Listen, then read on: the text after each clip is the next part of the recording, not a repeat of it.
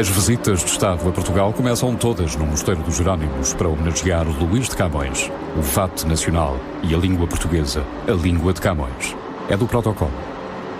Mas o túmulo nada nos diz do homem notável que escreveu os Lusíadas. É preciso procurar muito em outros lugares, viajar até ao século XVI e mesmo assim talvez se fique a saber pouco sobre o ser humano Luís Vaz.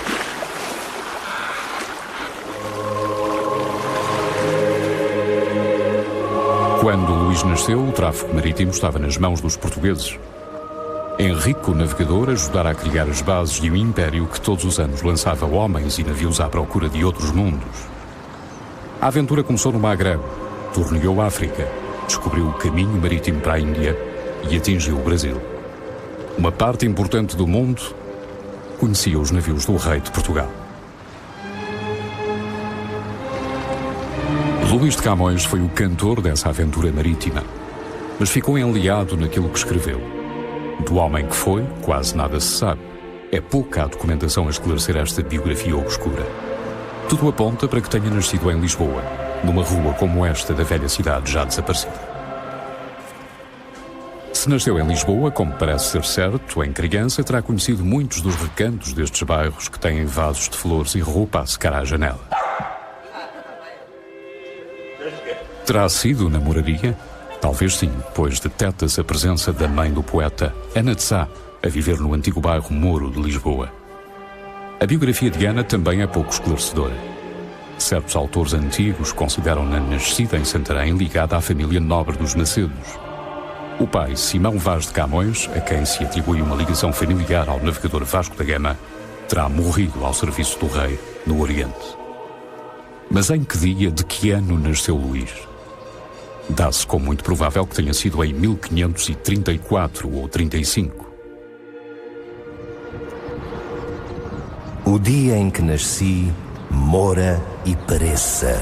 Não o queira jamais o tempo dar, não torne mais ao mundo, e se tornar eclipse, nesse passo o sol padeça.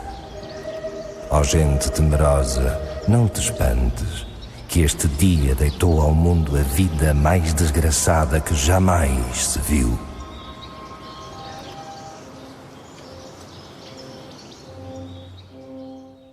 Bom, dir-se-ia que os grandes poetas, os grandes artistas têm essa fatalidade, não são muito conhecidos, não há muitos elementos para podermos estabelecer a sua biografia. E daí que muitas vezes a fantasia substitua os dados reais da história. Onde está a realidade na vida de Luís Vaz? Talvez esteja em Trás-os-Montes. Embora o sobrenome Camões fosse frequente, o investigador recentemente falecido descobriu os avós do poeta na região de Chaves. Os Camões tinham origem galega. Vieram para Portugal, não se sabe precisamente quando nem porquê. Talvez numa crise de disputas fronteiriças tão vulgares na época. A verdade é que existe uma família Camões flaviense, detetável desde o século XV, pelo menos, ligada a Luís Vaz. Chaves tem origem romana. Chamava-se Aquae Flavia no tempo em que as legiões se fixaram no local e edificaram a primeira muralha da cidade. Reinava em Roma o imperador Vespasiano, mas há vestígios de povoamentos pré-históricos que são anteriores aos romanos. Os Camões andavam ligados a Vilar de Nantes, na altura uma aldeia dos arredores de Chaves. Esta capela, marcada pelo culto do Espírito Santo, é atualmente o edifício mais notável da aldeia. No entanto, não é o mais famoso. Mesmo em frente da capela, uma casa em completa ruína chama as atenções. É conhecida como a Casa de Camões, pois, segundo a tradição, terá pertencido à família do avô do poeta. Há mesmo quem garanta que o próprio Luís a conheceu ou que até terá nascido aqui. Muito improvável.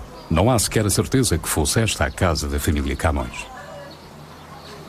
Por todo o país poderemos encontrar muitas outras casas de Camões e lugares que se reivindicam de terem servido de pousada, mesmo que temporária, ao poeta. Vão as serenas águas do Mondego descendo mansamente, que até o mar não param, por onde minhas mágoas, pouco a pouco crescendo para nunca acabar, se começaram. Nas margens do Mondego pairam lembranças de Camões na juventude. Mais uma vez, não se tem certezas sobre o que aconteceu na realidade. A relação de Camões com Coimbra é lógica e plausível. Plausível porque a universidade era, na época, o lugar de formação da intelectualidade nacional. Lógica porque se sabe que um tio paterno de Luís, Dom Bento Camões, era clérigo no Colégio de Santa Cruz e chanceler da universidade. Teria sido ele o responsável pela educação do sobrinho? Teria sido Dom Bento a desbravar-lhe o caminho das letras latinas e gregas e a aconselhá-lo na leitura dos grandes clássicos? Talvez Luís tenha ouvido o toque da cabra a chamar para as aulas. Talvez se tenha misturado no meio dos estudantes de capa negra a discutir as teorias aprendidas com os mestres mais sapientes da altura. Camões fez estudos regulares, muito provavelmente. Não se conhecem quaisquer registros de frequência de escolas. Há a vaga ideia de que ele estudou aqui em Coimbra, mas não se conhecem quaisquer registros. Agora, não se sofre dúvida de que era um homem de uma cultura grande, de leituras vastas, embora, naturalmente, que a profundidade da sua preparação cultural não fosse a mesma em todos os aspectos. Mas era um homem que, na parte literária, conheceu os clássicos gregos e latinos, conheceu os italianos, conheceu os espanhóis. Se Luís de Camões não foi um dos regulares dos estudos gerais em Coimbra, a obra que deixou mostra uma erudição que faz supor uma preparação invulgar. Quem lhe mostrou as obras só encontráveis nas casas mais ricas da Europa erudita de então? Em que biblioteca amiga se acolheu para armazenar o saber que exibiu depois, na sua própria escrita? Os livros dessa época também eram transportáveis facilmente, em alguns casos. Vou dar exemplo de um livro que eu penso que pode ter sido levado pelo Camões para ainda, não este exemplar, evidentemente, mas um livro muito semelhante. Este livro, que, como se vê, cabe na palma da mão, é uma edição do Cancioneiro de Petrarca, de 1537. Terá lido Petrarca em Coimbra? A velha Coimbra continua a manter segredos sobre a estada do jovem Camões. Talvez algures num edifício antigo ainda esteja escondida a informação definitiva que permita seguir Luís na viagem a Coimbra.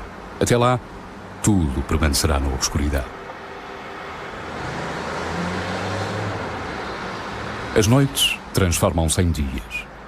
A primavera faz-se anunciar nas prímulas, as primeiras a nascer com o bom tempo. As dúvidas nem por isso se esclarecem. Constância, no Ribatejo, orgulha-se de estar no caminho de Camões. No entanto, outras terras da Beira-Tejo se reclamam da mesma honra. Constância, ou Punhete, de seu nome medieval, viveu sempre em função de um rio, aliás dos rios, o Tejo e o Zézere, e dos barcos negros que faziam a travessia das duas águas e levavam a Lisboa as cargas que apanhavam nos entrepostos ribeirinhos.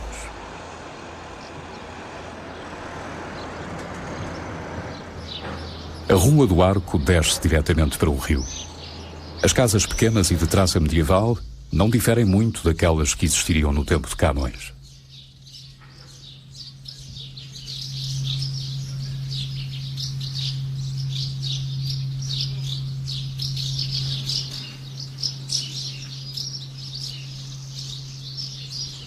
O exílio de Camões no Ribatejo, por causa de um problema amoroso inconveniente havido na corte, é contado por vários autores. Não há referências exatas sobre o local nem o tempo que possa ter durado esse afastamento de Lisboa. Quer tenha estado aqui ou não, Constância integrou Camões na sua história. A tradição antiga que situa o exílio do poeta em Constância nasceu não se sabe quando, mas está alicerçada no facto de aqui ter em casa muitos fidalgos do círculo de amigos de Camões. A Casa dos Arcos hoje é reconhecível devido a uma intervenção arquitetónica recente. Está associada à presença de Camões na vila. O edifício original datava do século XV. Os defensores do exílio em Constância têm relacionado várias documentação a favor da sua tese. Do ponto de vista histórico, ainda não apareceu a prova definitiva, mas ninguém consegue justificar também o porquê de uma tradição tão arraigada.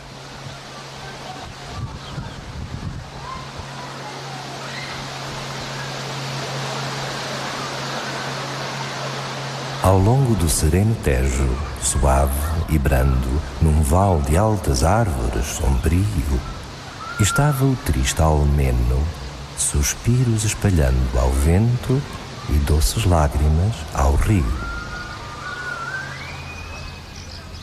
De certeza certa, sabe-se que em cerca de 1545, depois de regressar do Ribatejo, Camões partiu para Marrocos. À semelhança dos filhos de Dom João I, a ínclita geração foi estrear-se nos combates aos mouros, do outro lado do Mediterrâneo. Desta arte, a vida noutra fui trocando. Eu não, mas o destino fero, irado, que eu ainda assim, por outra, não trocara. Fez-me deixar o pátrio ninho, amado, passando o longo mar que, ameaçando, tantas vezes me esteve a vida cara. Agora, experimentando a fúria rara de Marte, que com os olhos quis que logo visse e tocasse o acerbo fruto seu. Experimentou as fúrias de Marte. 3 anos depois voltou ferido, manquejando de um olho. A estreia de Camões como soldado deu-se logo à chegada no Estreito de Gibraltar, num confronto com os turcos, ou terá sido numa sortida a partir de Ceuta? Também não há certezas. Praça conquistada, mas não segura. Marrocos era o ponto de passagem das grandes rotas comerciais que vinham de África e do Mediterrâneo. As razões económicas pesaram na primeira expedição africana, mas havia outras motivações, como por exemplo as religiosas. Cristianizar terras infiéis. No século XVI, esta região norte-africana seria quase familiar a portugueses e espanhóis. Muitos fugitivos das perseguições religiosas da península, judeus e mouros, tinham-se estabelecido aqui com os seus modos de vida ainda hoje visíveis, na Medina de Tetuão.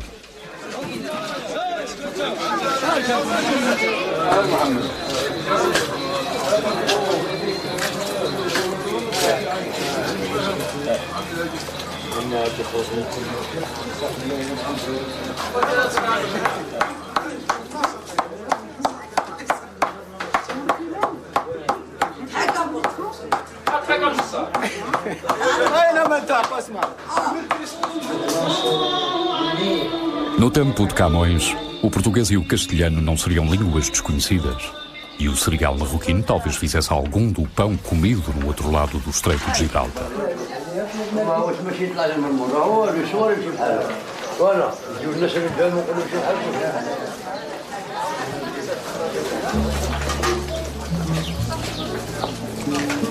Os portugueses, ao dominarem Ceuta, tentavam também minimizar os efeitos da pirataria mourisca no tráfego marítimo.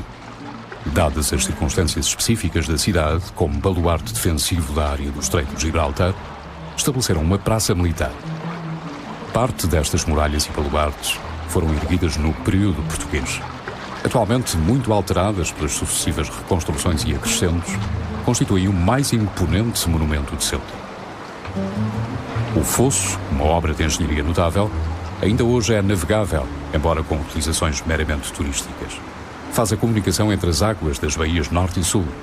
Os árabes chamavam-lhe Al-Suhai. Do alto das muralhas pode controlar-se a entrada de qualquer intruso.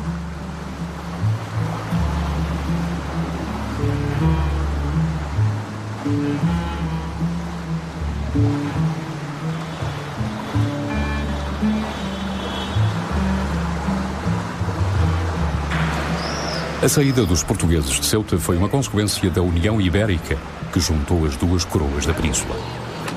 A razão da união das duas coroas também esteve aqui em solo norte-africano, na Batalha de Alcácer Quibir. Completamente remodelada nas últimas décadas, a cidade ainda mantém algumas memórias portuguesas. A primeira igreja, a primeira missa em solo africano, a presença de Luís de Camões. A Rua de Camões é a principal artéria de Ceuta. É também a mais importante rua de comércio, a mais agitada, pisada todos os dias por centenas de pessoas que, na melhor das hipóteses, conhecem Camões como um poeta português ou espanhol. Poucos saberão que a bandeira que representa a região é semelhante à bandeira das Quinas, portuguesa. Uma das poucas cartas atribuídas a Luís de Camões veio de Ceuta. Lastima-se a um amigo, por a mudança de lugar não alterar a dor e o sentimento. E de saber as coisas a passar por elas, há mais diferença que de consolar a ser consolado. Mas assim entrou o mundo e assim há de sair, muitos a repreendê-lo e poucos a emendá-lo. Em 1548, Ceuta ficava para trás. No regresso a Lisboa, aguardavam Luís de Camões outras batalhas, as do amor, as de sempre. Amor é fogo que arde sem se ver. É ferida que dói e não se sente. É um contentamento descontente. É dor que desatina sem doer. Seria Dona Francisca de Aragão valida da Rainha Dona Catarina? Ou a própria infanta Dona Maria, filha de Dom Manuel?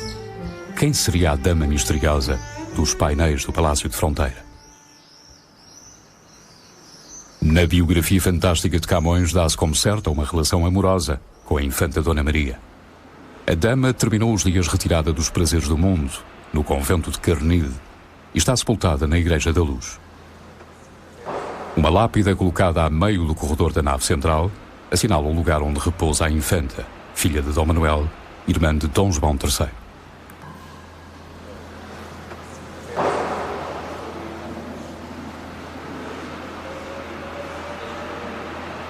Outra das damas de alta estirpe apontada como amada do poeta foi Dona Francisca de Aragão, valida da Rainha Dona Catarina. Deveria estar sepultada aqui na igreja de São Roque, sob os olhares de São Francisco de Borja, parente de seu marido. Francisca morreu em Espanha e lá ficou. À vista da igreja de São Roque, ergue-se, no meio de uma praça que leva o seu nome, a estátua de Luís de Camões. Inaugurada no século XIX, mostra um Camões altivo, um soldado vencedor coroado do loureiro dos heróis. Não um visionário eternamente enamorado e eternamente perdedor. Tenho a impressão que ele tinha uma ideia do amor completamente idealizada, uma ideia de amor que é influenciada particularmente pela cortesania, pelas cortes de amor, pela poesia provençal, e que lhe criava em relação ao amor um ideal de tal maneira superior que as mulheres não conseguem chegar lá. De modo que esse terá sido talvez uma das explicações. A crer nas interpretações de alguns biógrafos, Luís de Camões vivia entre a dor dos amores impossíveis, as aventuras rocambolescas, as conversas bem pensantes e os desabafos da pena no papel. Seria esta talvez a vida possível de um moço fidalgo letrado, talentoso, mas arrastando-se numa eterna penúria. Em Lisboa demorava-se pelo convento de São Domingos, onde tinha alguns confidentes dominicanos, mas o largo de São Domingos haveria de trazer-lhe dissabores.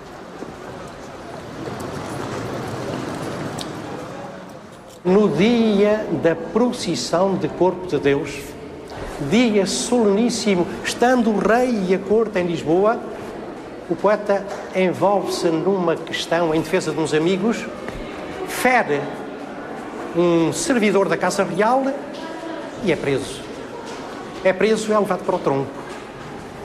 Levado para o tronco, onde está 9 meses, que, em minha opinião, lhe fizeram muito bem, porque assentou ideias acerca dos Lusíadas.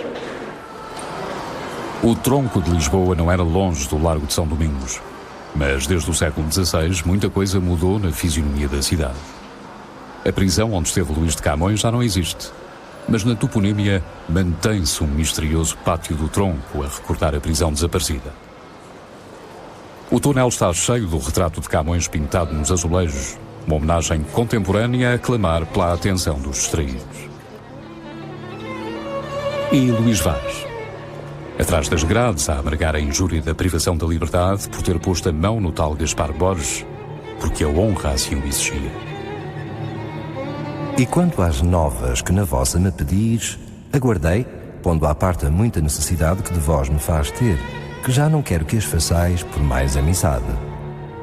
Sabereis que eu ando não de paz, mas de guerra lá os deu. E porque ladrar sem morder nesta terra é como bruxa de papel que dá grande estouro e não leva pelouro, Grandes mãos de ferro, capuzes de lâminas, massas de Hércules e golpes de Amadis, tudo contra o pobre Camões.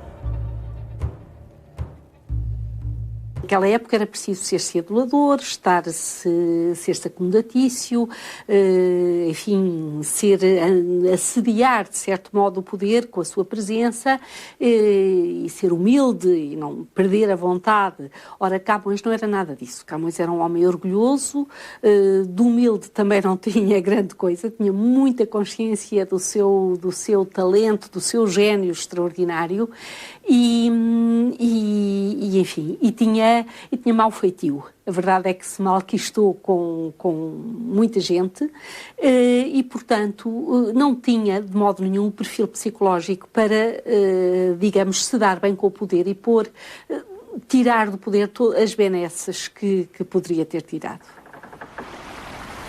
O rei perdoa ao poeta as ofensas que desconhecemos. Camões deixa esta Lisboa sufocante e parte na nau São Bento com destino ao Oriente. Lá longe, todos os braços são necessários e o mar e a distância lavam as pequenas ou grandes nódoas da vida passada.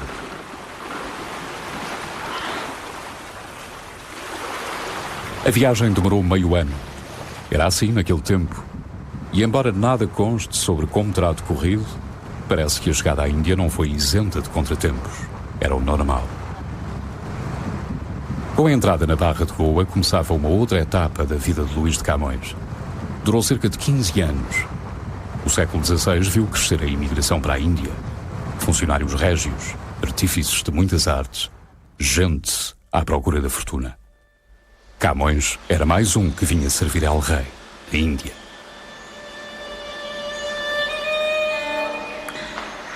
O Oriente foi o encontro com outras gentes, outros costumes e culturas diversas que já existiam muitos séculos antes de Portugal se ter tornado uma nação. Como as ruínas da ilha de Elefanta, em frente a Bombaim.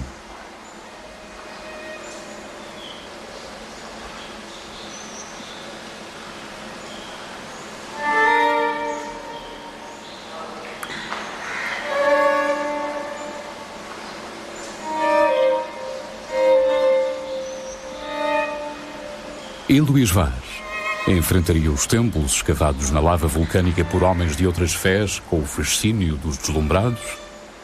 Lembrar-se-ia deste lugar mais tarde, quando imaginasse a Ilha dos Amores?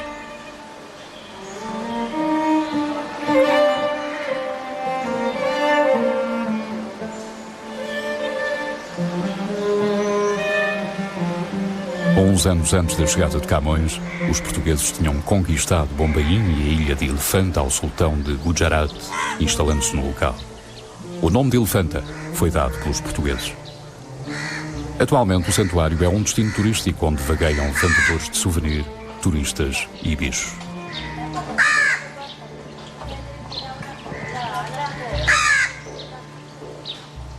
Instados a contar a história do local, os guias costumam acentuar que os portugueses que ocuparam o lugar utilizavam algumas estátuas para praticar tiro.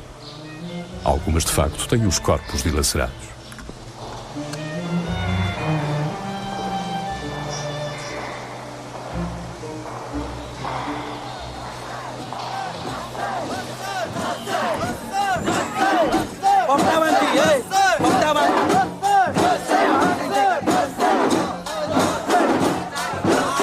As festas de Holi arrastam a Índia na celebração da chegada da primavera. Na origem está um drama vivido nos tempos míticos por deuses que se comportam como homens. Têm paixões, ódios, invejas, lutam, vencem e podem ser compassivos. A festa de Holi é sempre barulhenta, colorida e exótica. Nesses dias andam à solta os espíritos brincalhões que lançam lama sagrada e pós coloridos. Os homens disfarçam-se, pintam o corpo com cores berrantes, cantam e vão ao templo homenagear os seus deuses.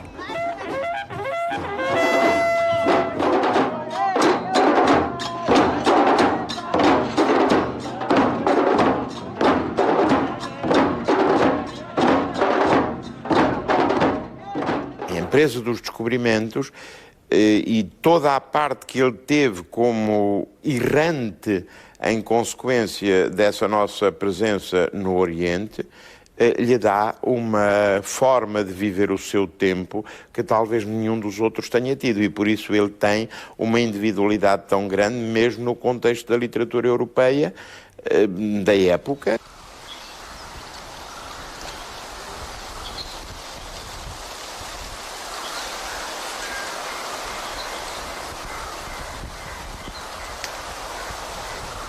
Agora, peregrino vago e errante, vendo nações, linguagens e costumes, céus vários, qualidades diferentes, só por seguir com passos diligentes a ti, fortuna injusta que consume-nos as idades, levando-lhe adiante uma esperança em vista de diamante, mas quando das mãos cai se conhece que é frágil vidro aquilo que aparece.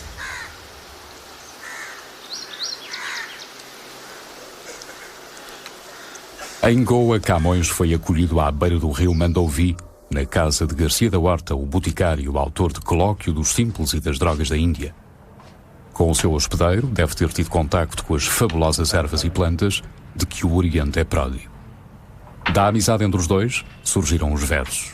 Os primeiros versos impressos de Camões apareceram no Colóquio dos Simples. Vezes sem conta, deve ter acompanhado o boticário na tarefa de misturar folhas e raízes, descobrindo-lhes os segredos e as virtudes. Os mesmos saberes e os mesmos gestos praticados ainda hoje pelo ervanário hindu Rama Palyankar. Construído em memória de Vasco da Gama, o Arco dos Vice-Reis indica a entrada da velha Goa. No tempo de Camões, as ruas ainda se chamavam de Direita, da Cordoaria, do Mata-Porcos, de Mestre João. Eram bem diversos os seus tráfegos. Goa contava então com mais de 300 mil pessoas, muito mais gente do que Lisboa ou Londres. Atualmente, os caminhos da Cidade Velha são apenas acessos que levam a outros destinos.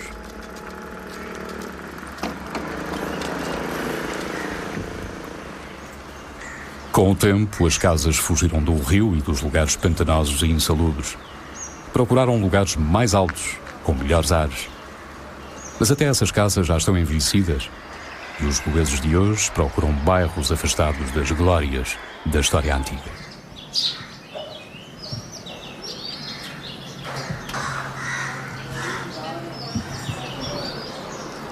A feira ao ar livre já não é o mercado que outrora juntava bens de toda a espécie, escravos, cavalos árabes e persas, especiarias e tecidos, e que Camões tão bem deve ter conhecido.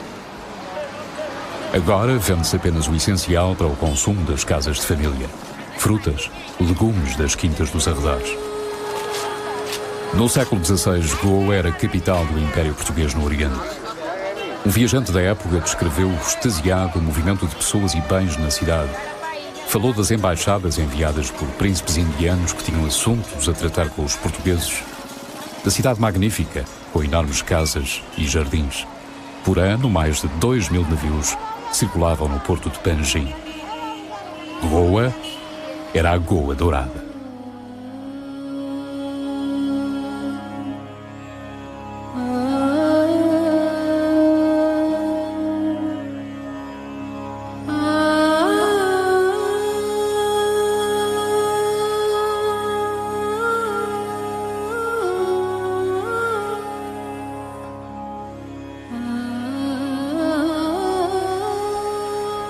Em 500 anos, a Cidade Velha transformou-se num lugar pouco habitado, mero destino turístico onde se erguem os conventos e igrejas que conquistaram para Goa o título de Roma do Oriente.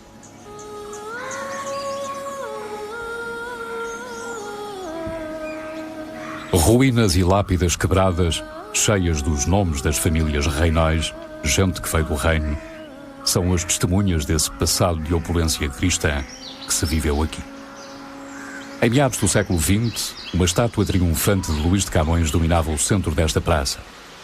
Hoje está recolhida no Museu Arqueológico de Velha Goa, misturada com outras relíquias da história. De Goa para Lisboa. Desiludido, o poeta confessa as suas mágoas a um amigo. Afinal, apesar da opulência, os fados não se compadeciam.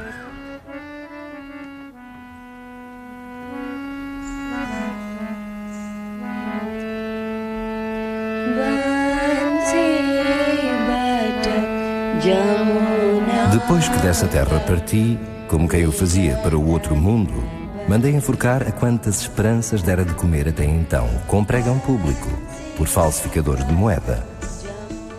Enfim, senhor, eu não sei com que me pago saber tão bem fugir a quantos laços nessa terra me armavam os acontecimentos, senão como vir para esta, onde vivo mais venerado que os touros da Merciana e mais quieto que a cela de um frade pregador. Da terra vos sei dizer que é mãe de vilões ruins e madrasta de homens honrados.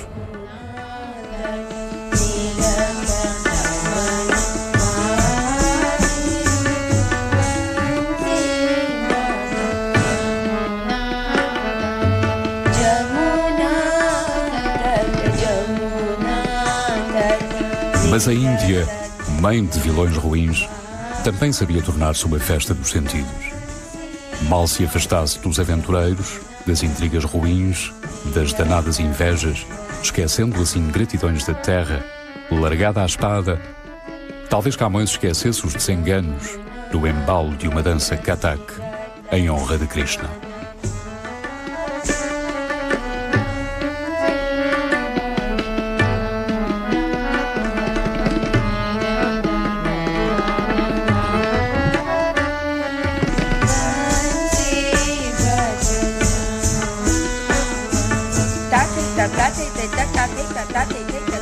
O Oriente, que podia ser um festim de iguarias raras, tornou-se para Camões uma mesa de pratos apenas cheios de versos.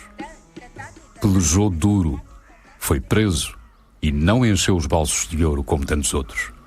A esta distância, poderia considerar-se um grande fracasso. A má fortuna parecia persegui-lo. O naufrágio na costa chinesa foi um desses desconcertos da sorte de que ele próprio fala em Os Lusíadas. Terá acontecido? Mas em que parte da China? As opiniões dividem-se sobre o assunto. Há quem advogue que foi em Macau, lugar onde o poeta teria vivido algum tempo. Mas não há documentos sobre isso.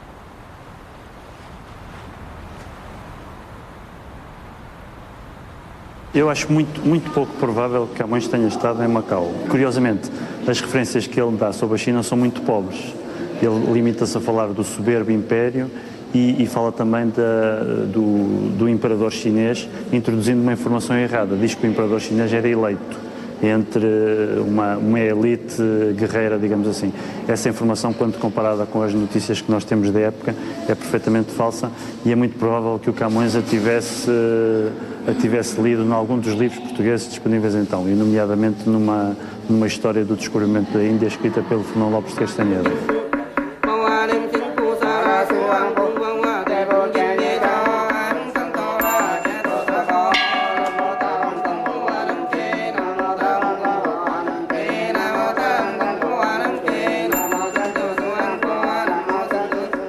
Diz a lenda que no naufrágio Camões terá salvo o manuscrito de Os Lusíadas, levando-o preso nos dentes até chegar à terra.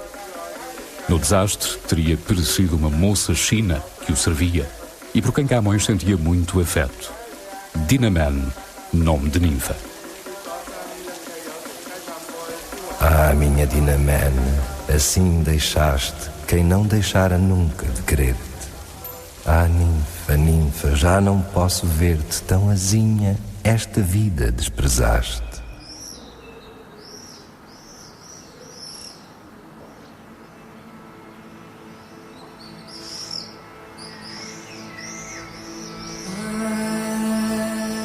Desgostoso, Camões ter-se-á refugiado nesta gruta, tendo como companhia um manuscrito salvo das águas. A tradição chama-lhe a Gruta de Camões, mas põe sem dúvida até mesmo a presença de Camões em Macau.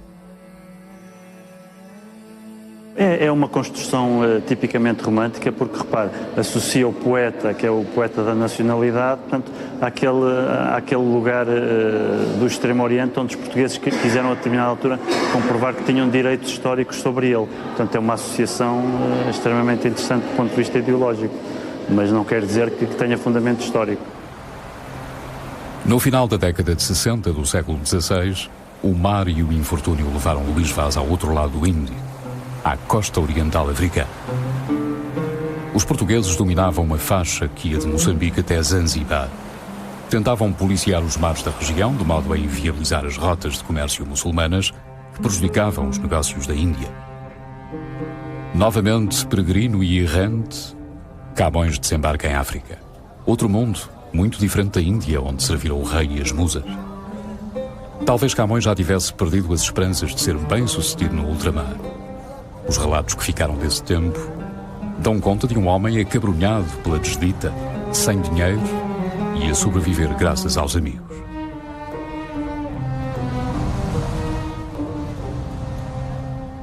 Foi em 1569 em Moçambique, quando o Diogo do Couto o encontra em Moçambique, numa situação muito miserável, e ele estava a acabar os Lusíadas e estava, nessa altura, a tentar reunir uma outra obra que nós pensamos que seria a lírica, a que ele chamava o Parnaso, ou que ele chamava, ou que pelo menos o Diogo do Couto chama o Parnaso de Luís de Camões, obra essa que lhe foi roubada. E isto é realmente alguma coisa de extremamente intrigante e que contribui para a lenda, enfim, das coisas extraordinárias que rodam em volta da biografia de Camões.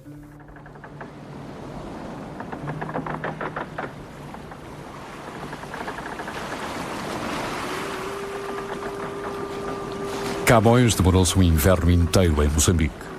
Aguardava que algum capitão bondoso o levasse de graça para Lisboa. O cronista Diogo do Couto, que o encontrou na maior das misérias, conta que até a roupa que o poeta vestia fora obra da caridade dos amigos.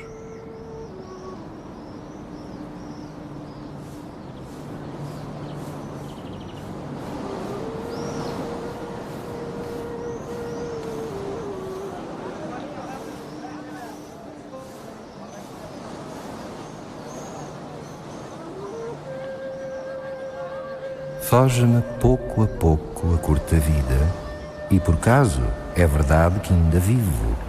Vai-se-me o breve tempo dante os olhos, choro pelo passado, e enquanto falo, se me passam os dias, passo a passo, vai-se-me enfim a idade e fica a pena.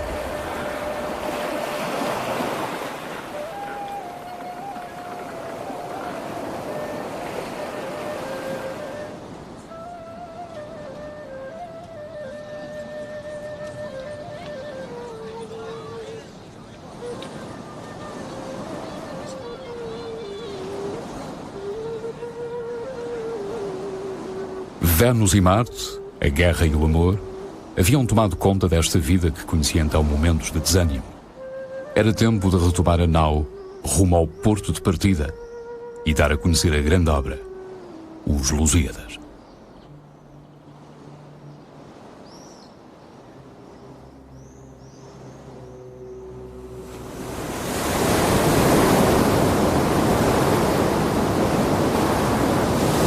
Dai-mo a fúria, grande e sonorosa, e não de agresta vena ou flauta ruda, mas de tuba, canora e belicosa, que o peito acende e a cor ao gesto muda. Dai-me igual canto aos feitos da famosa gente vossa, que a Marte tanto ajuda, que se espalhe e se cante no universo, se tão sublime preço cabe em verso.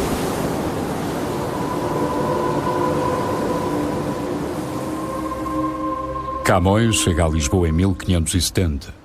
A corte está mudada.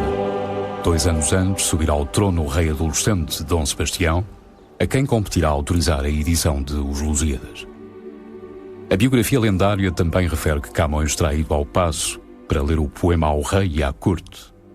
Apontam-se até lugares possíveis, mas o documento existente é apenas o alvará que autoriza a publicação. Pelo serviço prestado, El Rei concederá a Luís de Camões uma tensa anual de 15 mil reais brancos.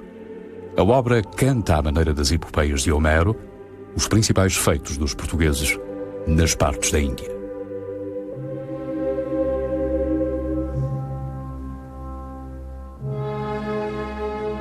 Ó glória de mandar, ó vã cobiça desta vaidade a quem chamamos fama, ó fraudulento gosto que se atiça com a aura popular que honra se chama. Que castigo tamanho e que justiça fazes no peito vão que muito te ama. Que mortes, que perigos, que tormentas, que crueldades nele experimentas.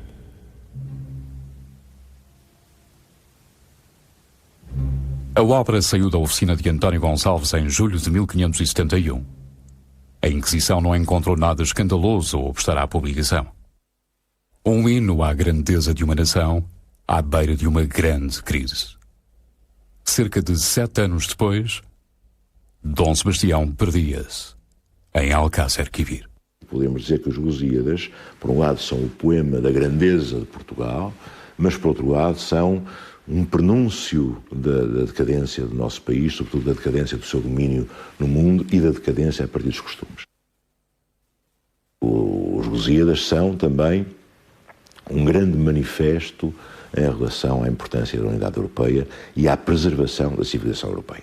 Claro que, como homem do seu tempo, Camões tende a ver o mundo dividido entre os fiéis ao cristianismo e os infiéis, ou seja, ao mundo árabe. E depois tende até a encenar ou teatralizar esse tipo de oposição, quando Baco se transforma em sacerdote muçulmano, procura iludir os portugueses quanto à fé que os povos encontrados praticavam. Tudo isto são expedientes para traduzir essa mesma ideia. Os muçulmanos eram os rivais dos portugueses nas partidas da Índia. Eram eles que intrigavam junto dos príncipes indianos para manterem os portugueses afastados das redes de comércio do Oriente. De um lado, os cristãos, os portugueses. Do outro, os infiéis, os muçulmanos. Esse era o mundo de Camões, e o poeta, apesar de ver muito mais além, era um homem que não podia fugir ao seu tempo.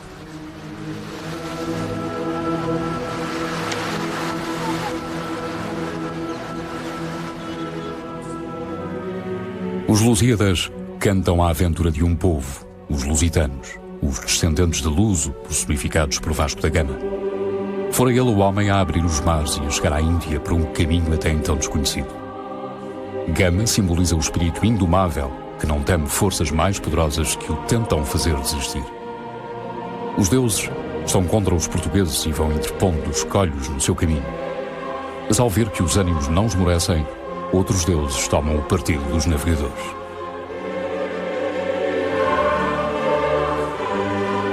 Nesta frescura tal, desembarcavam já das naus os segundos argonautas, onde pela floresta se deixavam andar as belas deusas como incautas.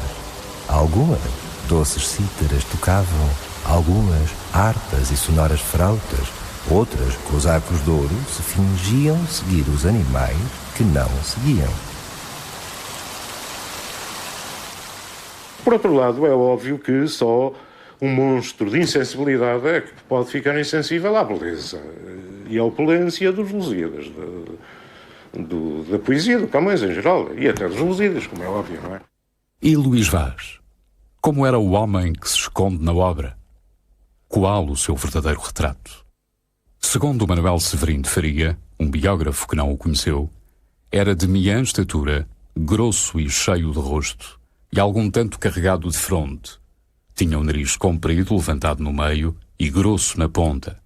Afeiava-o notavelmente a falta do olho direito. Sendo mancebo, teve cabelo tão louro que tirava-o açafroado. Retrato, vós não sois meu. Retrataram-vos muito mal, que, a serdes meu natural, foreis-mo fino, como eu.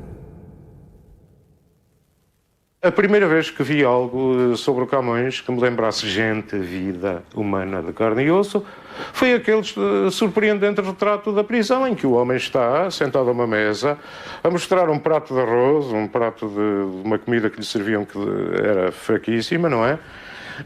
Vêem-se as gradas, vê-se o sol pôr, atravessando as grades, e ele tem os grilhões abertos aos pés. De forma que foi esse retrato que me fascinou. Camões era um católico ortodoxo, com certeza. Ortodoxo no sentido da sua fé, provavelmente menos ortodoxo no sentido de que Camões tem uma forte presença do platonismo. E a filosofia de Platão, de um modo geral, era rejeitada pelo pensamento da Igreja, desde concílios muito anteriores ao tempo de Camões. Sobre os rios que vão por Babilónia me achei, onde sentado chorei as lembranças de Sião e quanto nela passei. Ali o rio corrente de meus olhos foi manado, e tudo bem comparado. Babilônia ao mal presente, Sião ao tempo passado.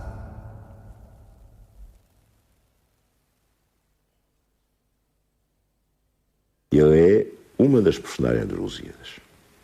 Ele fala em seu nome pessoal e chega a contar o episódio do naufrágio, portanto, uma coisa que lhe aconteceu, não é?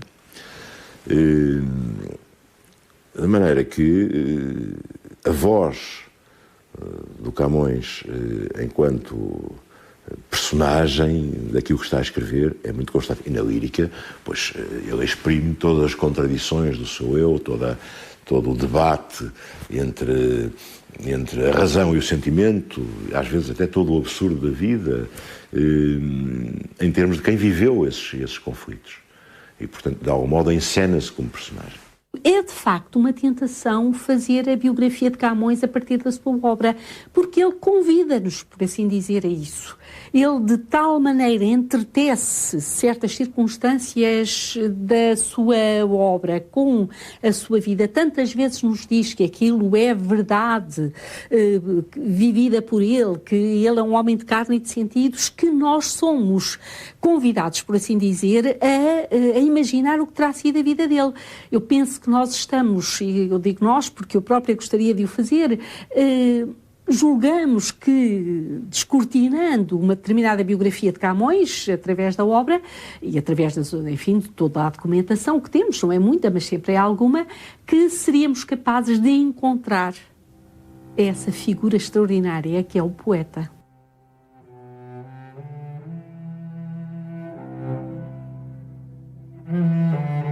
Em prisões baixas fui um tempo atado, vergonhoso castigo de meus erros.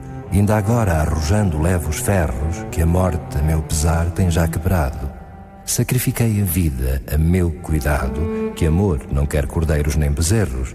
Vi mágoas, vi misérias, vi desterros. Parece-me que estava assim ordenado. Camões morreu. A data e o lugar da morte também não estão definitivamente estabelecidos. Tudo leva a crer que fosse no ano de 1580.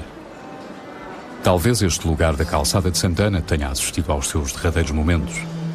Na pobreza, sobrevivendo das esmolas que o fiel escravo Jau ia pedindo na rua pela calada da noite. A tradição condena-o a este fim triste e solitário. A tradição também diz que foi enterrado na ermida de Santana, já desaparecida, onde hoje se ergue o Instituto Câmara Pestana. Recebeu um funeral de indigente, ou seja, a vala comum. Uma placa assinala o local e refere-se que mais tarde foram levantados os ossos para seguirem para uma sepultura mais digna. Nos Jerónimos, encontra-se apenas um túmulo vazio. A morte ocorre num momento dramático da história portuguesa. O rei também morrera sem deixar herdeiros, e o país fica à mercê de uma crise de sucessão. Portugal estava em estado de choque com o que tinha acontecido 2 anos antes em Alcácer Quibir. O rei tinha morrido, alguns pensavam que não, mas enfim, tinha acontecido um desastre tremendo, toda a nobreza tinha ficado, toda a juventude da fidalguia tinha sido morta, eram raros os que tinham regressado, e Portugal ia perder a independência, previa-se, e foi o que aconteceu. E portanto, que Camões tenha morrido nessa circunstância. Quando Portugal vai perder a independência, torna-se realmente um símbolo poderosíssimo. E, portanto, creio que aí começa a surgir a ideia de que Camões é um símbolo da grandeza de Portugal, grandeza essa que se vai apagar, que se apaga com Camões. Mas eu compreendo muito bem que um povo o assuma como um mito. É isso que realmente, aquilo que fala à imaginação, aquilo que faz mover montanhas, é como dizia Fernando Pessoa, o mito é um nada que é tudo. E Camões é um desses mitos. Todo o tempo é feito de mudanças, disse Camões. Outros ventos sopravam na história. O ideal da Índia começava a declinar. O Oriente passava de lugar de riquezas incontáveis a sorvedor de homens. As lápidas dão conta dos que tombaram, sem voltar a ver o Tejo.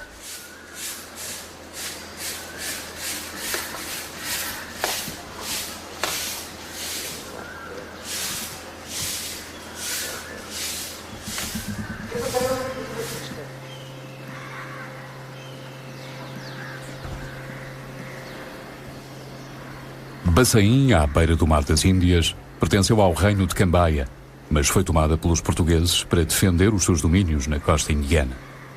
Era a sede da Corte do Norte, pela sua importância estratégica e a riqueza. 5 conventos, 13 igrejas, sobrados e palácios, uma casa da moeda, um centro de construção naval. A riqueza da Bassaim convertida em ruínas.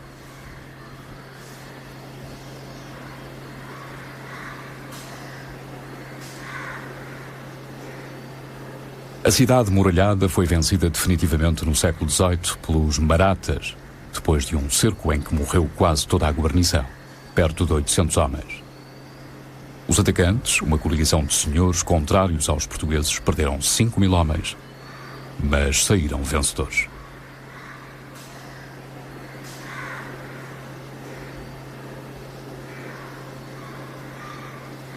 Bassaim tornou-se uma cidade fantasma.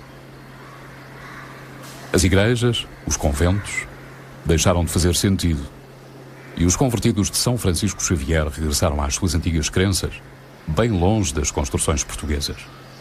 Tudo aconteceu muitos anos depois da morte de Camões, em Lisboa.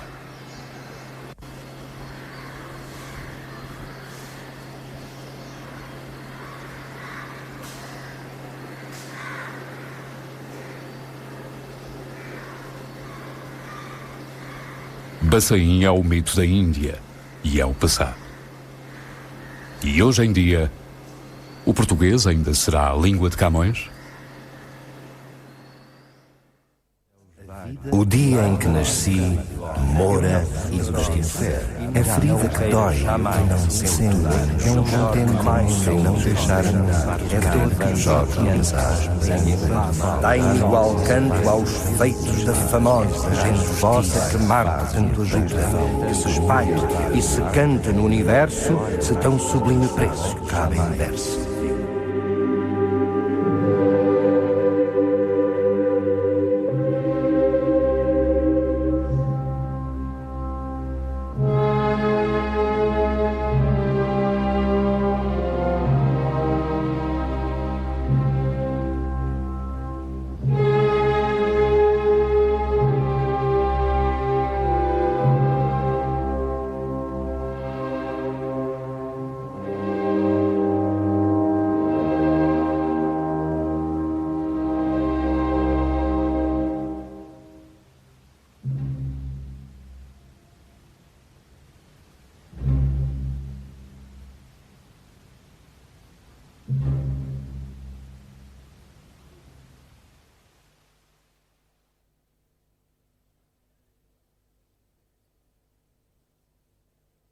Quando os